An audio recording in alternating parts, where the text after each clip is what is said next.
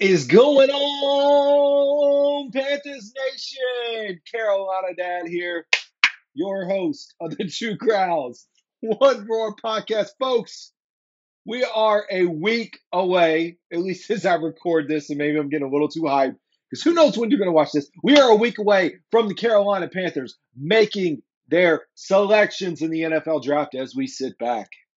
As we sit back and watch all the other NFL fans and teams have fun on the first day of the NFL draft, we're just going to be sitting back waiting. Hey, folks, if you are here, please hit the subscribe button. That is, folks that are watching on YouTube. If you are listening on the audio only podcast, you can hit the follow button. Folks, got to do a lot more call to action. We have 36,000 people tuning into the show at some point over the last 3 months, but only 570 people have subscribed. And hey, even taking this further, I think we hit 31 total countries outside of the US that are watching this show.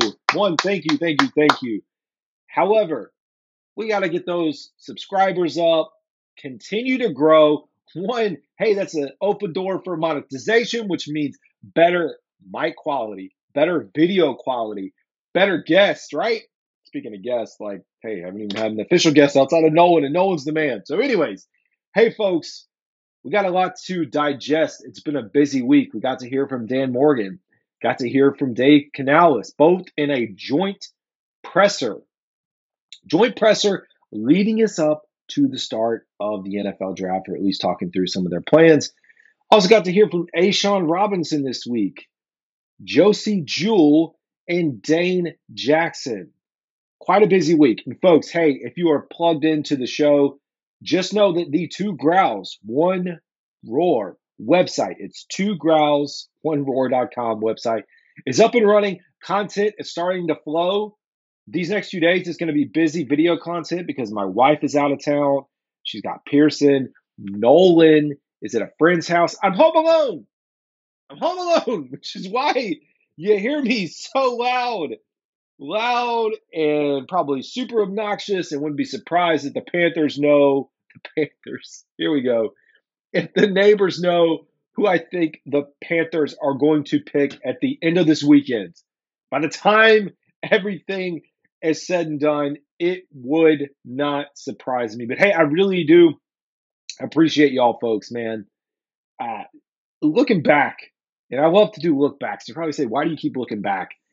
As far as the plays on the actual podcast, we are nearing an average of 90 downloads per episode, which says a lot considering, a year ago, I like to round it roughly a year ago. We're talking 2 to 3 downloads per episode. So it continues to flourish.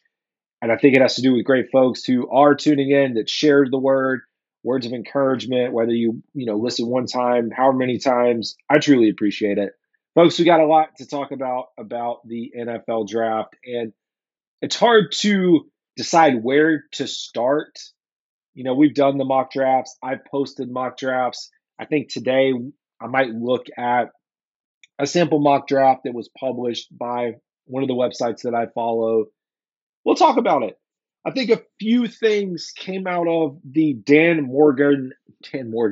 Canales presser that would be good to talk about, significant pieces. One, got to hear a lot from Dave Canales, your head coach of the Carolina Panthers, around the culture that he is trying to build in this building, making himself present and known, getting out in the hallways, sitting in different meetings. He's talked about never being able to do this. He's focused on wide receivers. He's focused on quarterbacks. He's focused on offensive coordinator. He gets to sit on a defensive line meeting to learn about stunts, or an outside linebacker meeting to learn about rushing. And he's never been a part of those things. He says he's just like us, sitting in the back of the meetings, taking notes, soaking it all in, because those are things that he was never a part of.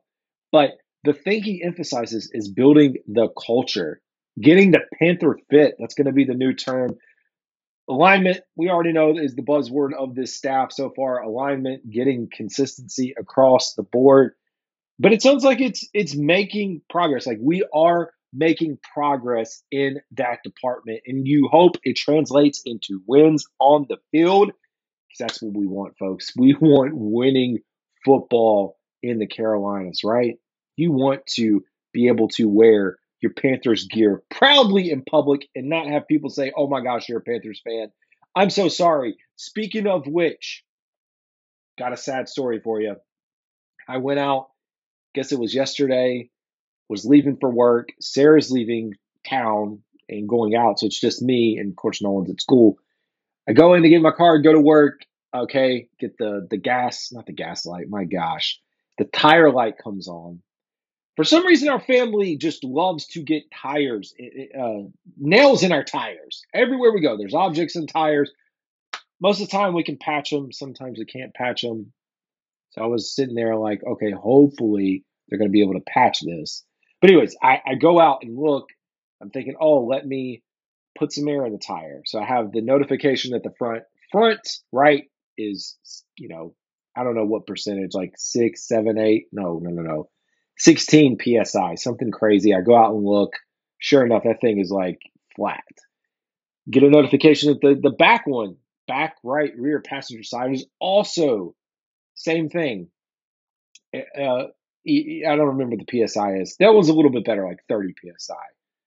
I'm getting somewhere with this. So I go in, look, see that there's a big nail right in the middle. I'm like, okay, they're going to definitely be able to plug this, not patch it, plug it.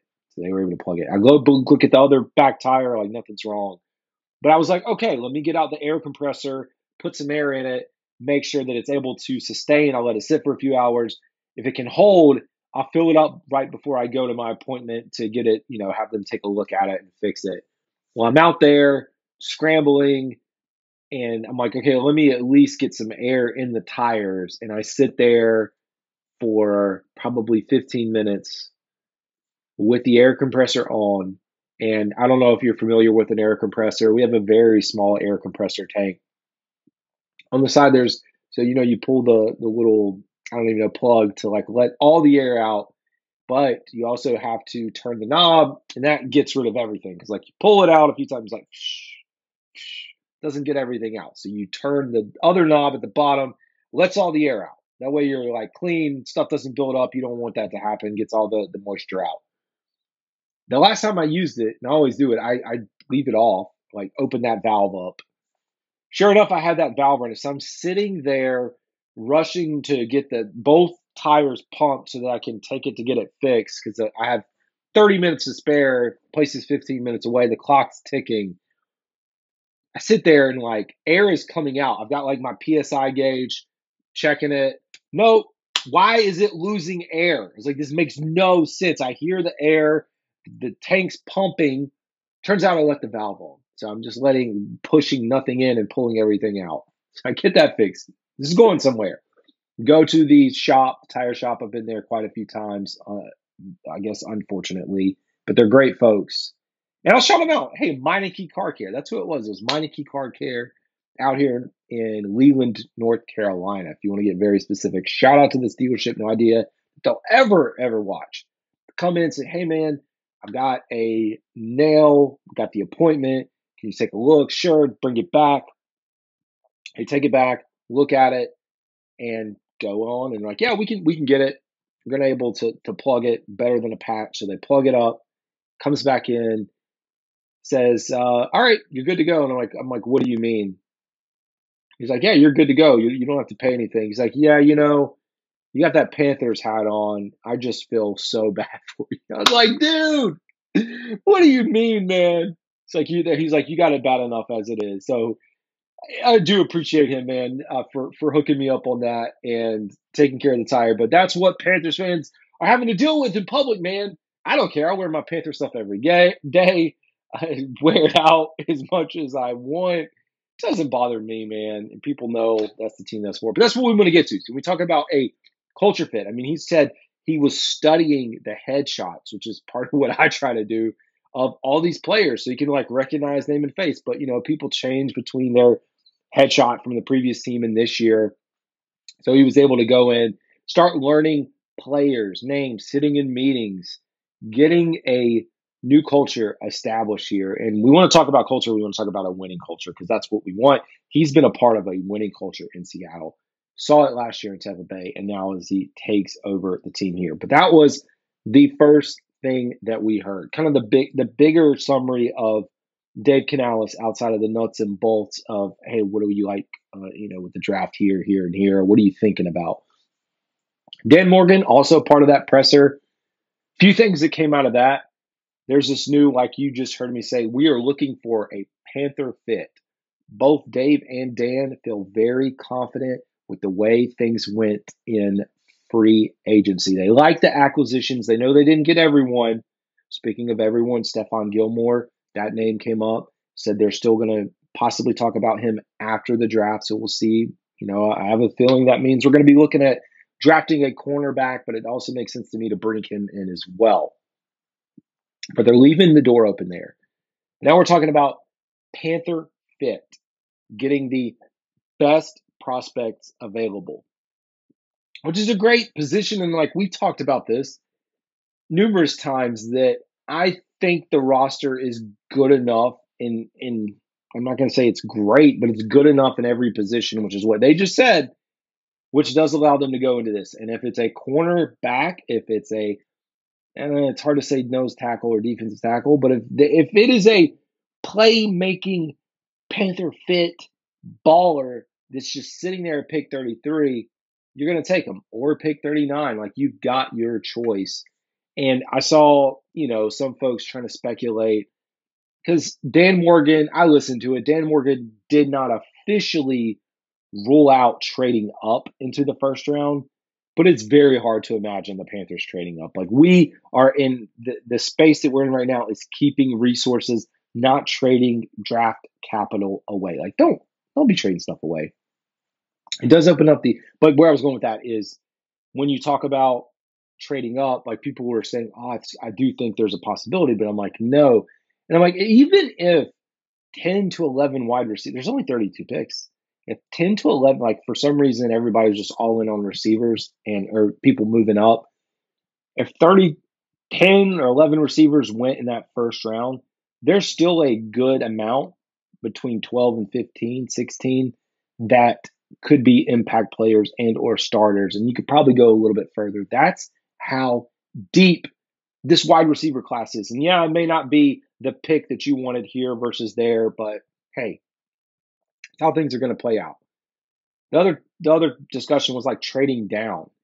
Here's the thing that I've talked about. If you follow the show, I've talked about we're in a prime position, and it's a better position than any other team. Like, yeah, we don't have the number one pick, but check this out. Day one is going to wrap because it's just the first round. First round's going to wrap. They've got about 20-ish, 21 hours to sit there on pick 33. People are going to see exactly how the board fell, who went where. They're going to see who's left. And our hope as Panthers fans is that there is someone right there that some team's going to call us. Hey, Dan, what would you take for pick 33 for us to move up? We'll offer you this, this, this. We hope we're getting lots of those calls. It's a great position to be in.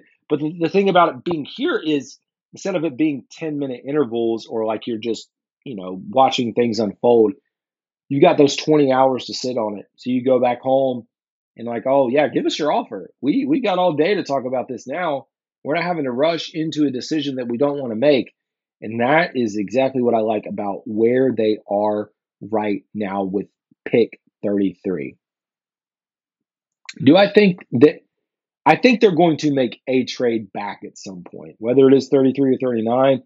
Then again, 33 and 39, really good picks, right? 2 picks within the top 40 should be starters, NFL caliber starters. And a lot is going to come out to, what do we feel like, who's there?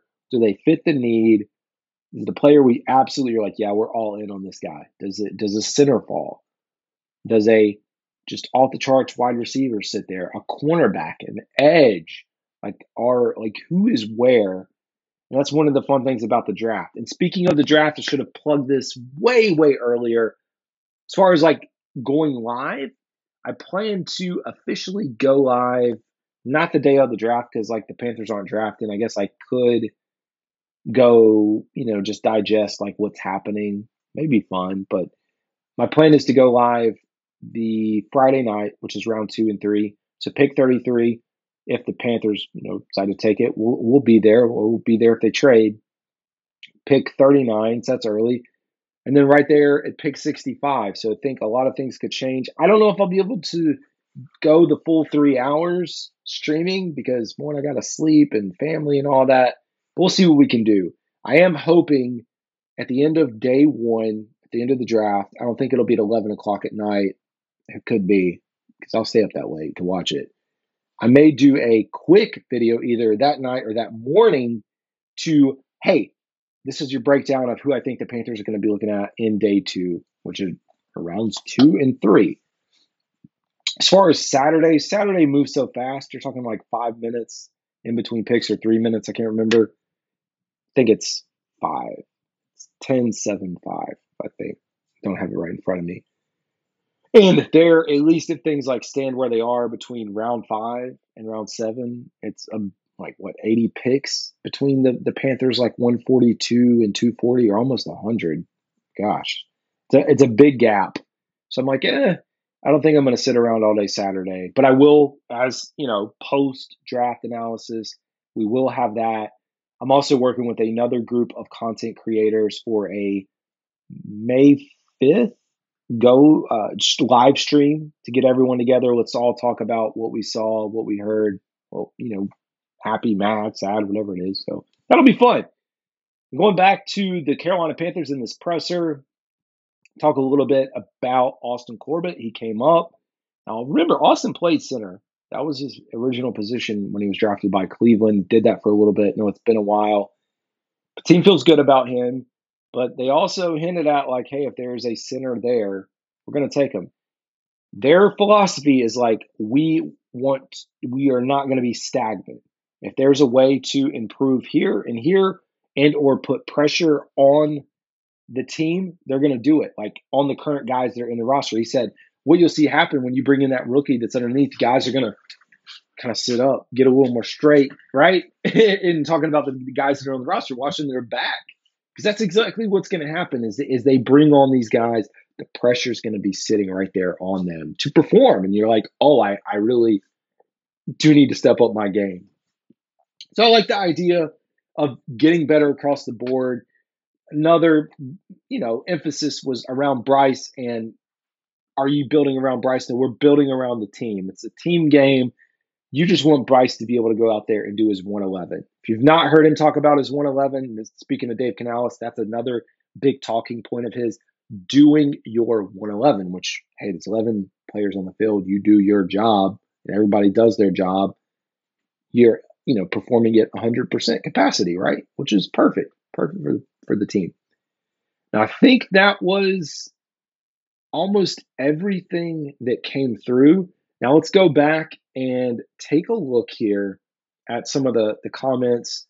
So I tried to pull a few quotes out of the pressers from this week. And so I'll bring a few of those to light and add some context. One, A'Shawn Robinson, he emphasized that he may be built like a nose tackle, but he has never been a nose tackle, and that's not his position. So he said he moves too well to be a nose tackle. So if you're thinking like, hey, is he going to play nose? At least right now, I think that's shy of total to lockdown. So you're now looking at Robinson being opposite side of Brown, Derek Brown on the line. Knowing the coaches and knowing the scheme have been it's been a big talking point about the notable free agents. And I don't even think you had to look to a press conference to understand that, hey, this player is tied to this coach, Jerry Rivera. And that's a lot of what we've seen, but that's been the major thread of like, why do you want to come here? It's like, well, I knew the coaching staff. I like the scheme. That's coming from Robinson. It's coming from Josie Jewell, coming from Jackson, all those ties. Now, Dane Jackson, a little bit different. It was more or less coming from, hey, I knew Dan Morgan. Speaking of Josie Jewell, on why he was playing in Charlotte, it was honestly the coaches. It was familiarity. I wanted to come to a place where I knew people, where I enjoyed their coaching. It felt like I played some of my best ball under their coaching. Speaking of Ejiro Evero, because again, they only played there for 1 year under him, but must have been a really good year. Jesse Jewell on Pete Hansen, who's the linebackers coach, and Ejiro Evero, and again, his impact of coming here. They were definitely big to me coming here and playing. Really enjoyed my time with them, like I said, even though it was 1 year. Got to hear a little bit from Dane Jackson, cornerback. He joked about the Carolina Bills, which was funny to me because you remember the early years when everything, McDermott moves up to Carolina and then he brings a bunch of Carolina players with him. It's funny to hear that reference. Dane Jackson's reason for coming to Charlotte and playing for the Panthers, very short. Dan Morgan. It was a no-brainer. That was the quote from Dane Jackson. And he did talk about Dan Morgan's impact on his career. Because, folks, if you remember, Dan Morgan was the one who pounded the table, and it's been brought up a few times, for Dane Jackson when Dan Morgan was in Buffalo. He's been a great influence in my career. I'd love to thank him a lot, for just giving me a chance. He was a big advocate for me when he was in Buffalo. Great to hear. I'm going to skip to the other quotes here in a second, but hey, give it just a random shout out to Taylor Moton for the heck of it. Panthers posted Swift Taylor with a reference to Taylor Swift and her new album that she put out. So there you go, folks. Also, let's take a minute. I'm getting down to the other. Shout out to Shane McCormick. He's from the Fantasy Football Roadshow, the podcast that I joined a few weeks ago.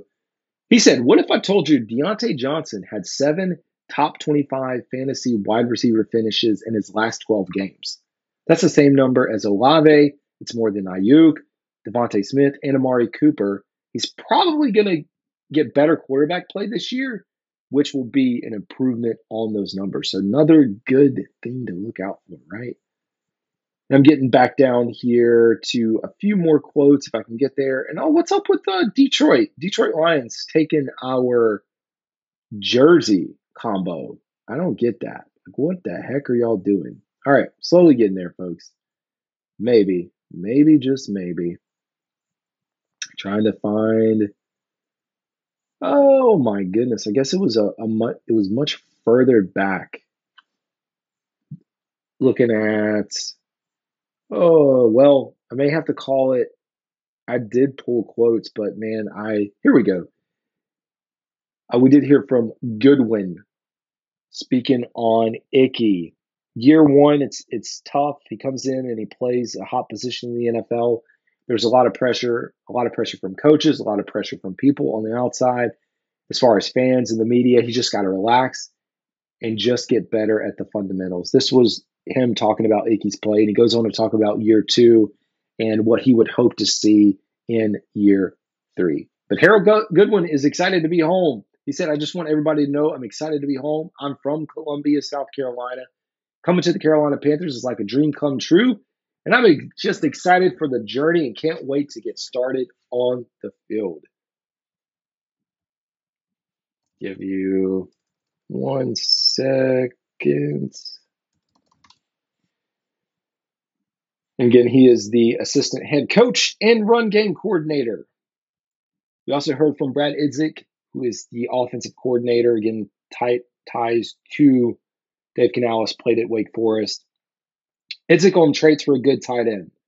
We really don't want to pigeonhole ourselves in saying we need a route runner, we need a blocker, we want the guy who can do this or that. He goes on to reference the need for the tight end to be able to go out on any personnel groupings. He also talked about the wide receiver class. I think top to bottom, this is a really deep receiver class. We're really excited. Rob Moore has done a phenomenal job evaluating these guys. So has Nate Carroll. It's nice having a lot of eyes on the film and a lot of crossover. I also had a fun fact. He said, every year we evaluate all the quarterbacks in the draft as if we needed one. I think that's a healthy process to go through when you're in the NFL. Big headline if you wanted it to be, but he does go on to highlight the importance of using this information for game planning. So not necessarily needing a quarterback. Also big impact on his life, Jim Grobe, who was the head coach of Wake Forest. I had the opportunity when I was in high school to go watch the Wake Forest football team practice. Like our football team went and watched them because that was when Wake was very successful.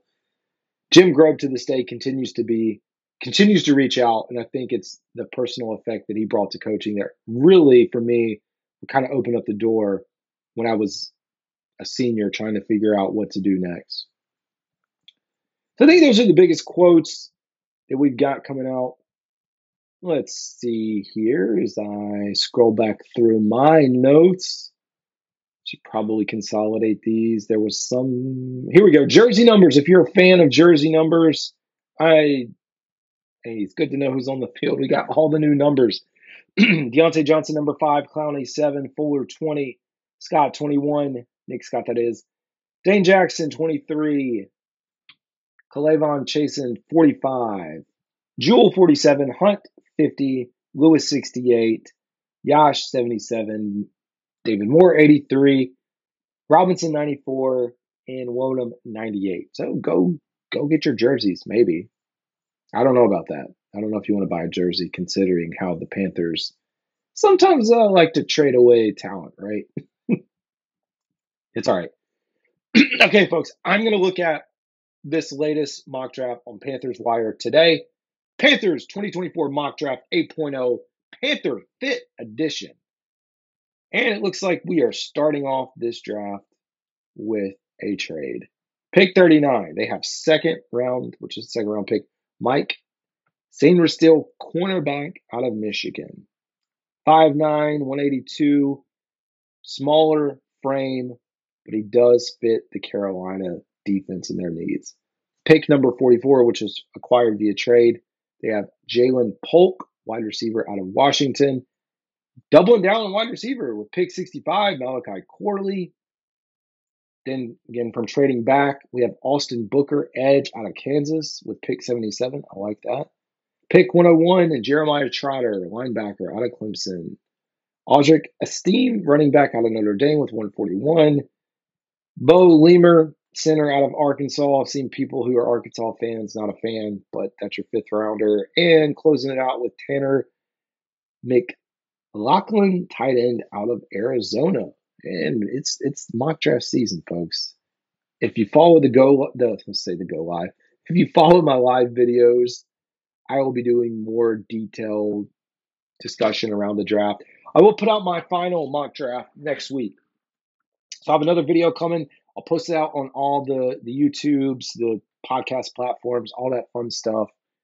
And yeah, I think that's going to wrap for today's episode. I mean, I could probably sit here all day long and just continue to talk, but I'm going to call it a day as I get ready to actually go live here, although you won't know that I'm going live, but I'm getting ready to go live. Anyways, folks, this is Carolina Dad. Y'all have a good one.